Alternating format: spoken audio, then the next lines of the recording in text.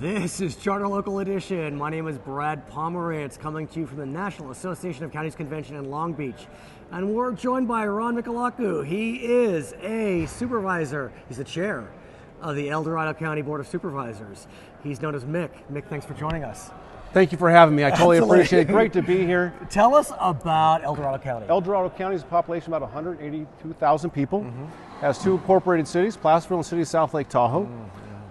We are a mix of mostly rural, but we do have some urban areas, and it's a lot of forest lands, and it's a great place. We have the City of South Lake Tahoe, obviously. There is a jewel in the lake itself. Right. And a lot of tourism there, a lot of agritourism. What about skiing? Lots of skiing in your communities? Skiing, not only in El Dorado County, but Placer and Douglas County, Nevada, and anybody wanting to come to ski. Right. And how large is the county geographically? It goes from the edge of Folsom, which is in the Sacramento region, all the way to the Nevada border. Okay.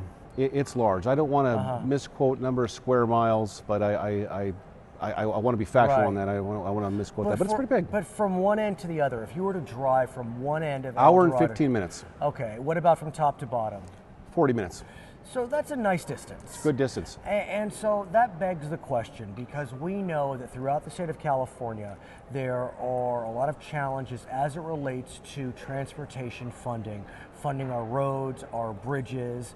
And so I want to get a sense from you, how are you in El Dorado County looking to improve and repair the roads and bridges, metaphorically speaking? Well, first off, you have to sort out who's responsible for those. Yes, you do. So first off, you have Highway 50, which is dealt with by Caltrans, with the state organization.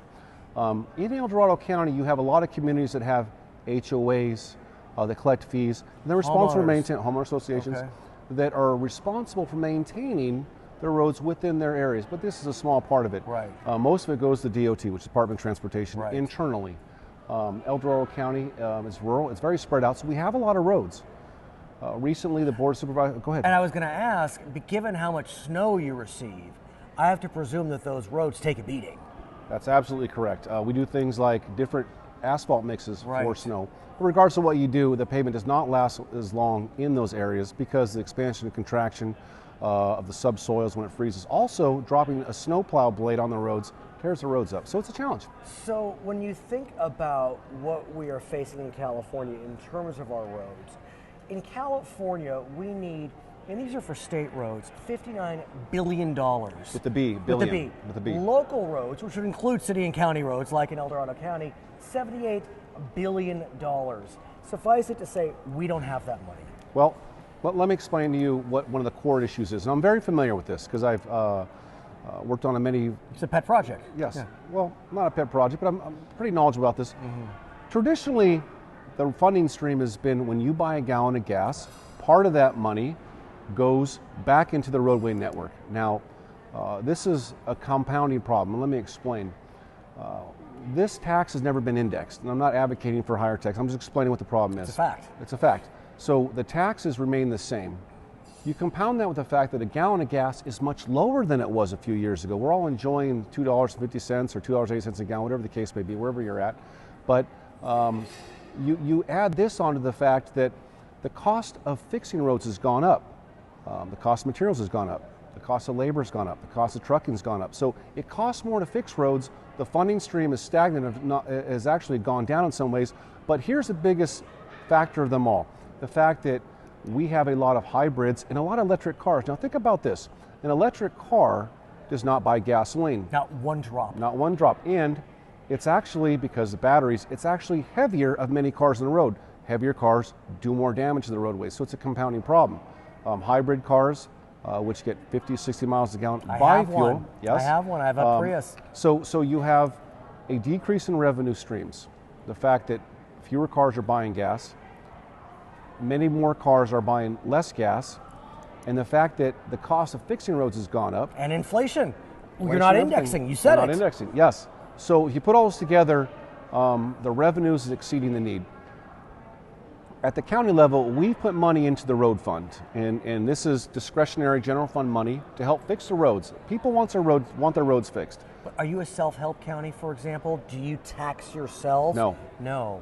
So that presents challenges because self-help counties, if they are willing to tax themselves in terms of transportation, can get matching dollars. If you don't have that, you're not getting matched from the states or the feds. Yeah, it's a challenge. And I think that even the state is cognizant of these issues I talked about. I think that they're looking at restructuring. How do we account for electric cars that don't buy fuel, that need to contribute to the wear and tear of our roads? There have been discussions, sir, maybe there should be an extra $100 registration fee for electric vehicles. I don't think $100 would cover the cost, but a little bit of something's better than a whole lot of nothing. Right. But again, here's another common issue we have is the price of registering a vehicle is already high. It's high as it is. We can look at it as a fee. It is in some ways a tax, but regardless of that, people want their roads fixed. Well, let me and there's got to be some equality. Go ahead. Let me ask you about a proposal that deals with vehicle miles traveled, VMT. There you go. Okay. And that is a proposal that causes a lot of discussion about whether it's appropriate to charge people for the number of miles that they drive. On the one hand, one could argue that if you use the roads more, you should spend more to repair the roads. A fair argument. The flip side, though, is if you live in El Dorado County, you got to travel farther. Yeah, it's not.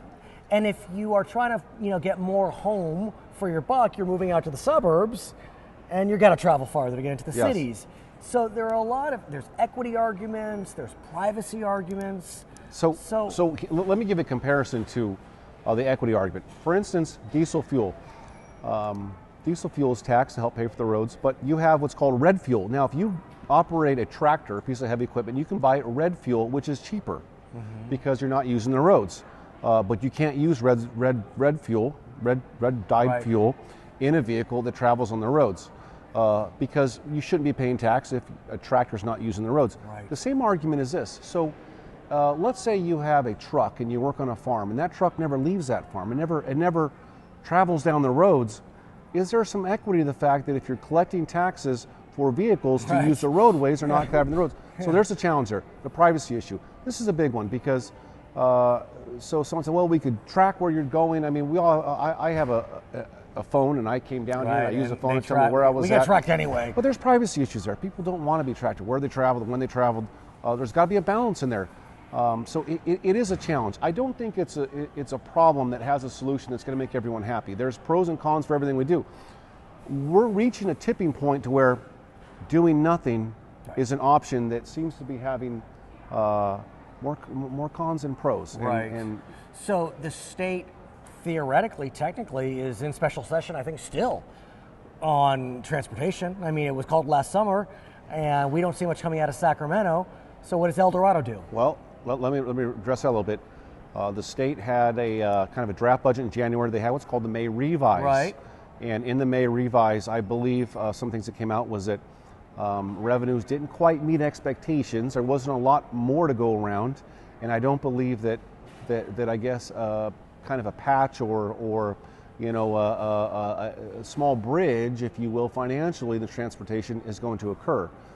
We need more than a bridge, a small bridge. We need a continent-long road. But there is going to be a bridge, because I believe that there are a couple pilot programs in place to try to sort out how we can replace this. But until we get there, and let's be frank here, it's 3 to 5 years out. How do we bridge this gap? I know one of the biggest challenges that we have is the fact that although we've been augmenting our road fund, and our road fund helps chip seals and do all kinds of different things we do, financially, we are feeling the same type of revenue issues the state is, that our revenues aren't as great as we thought. You'll come back? Absolutely. He is Ron Mikulaco. He is the chair of the Board of Supervisors in El Dorado County. I'm Brad Pomerance at NACO, Charter Local Edition.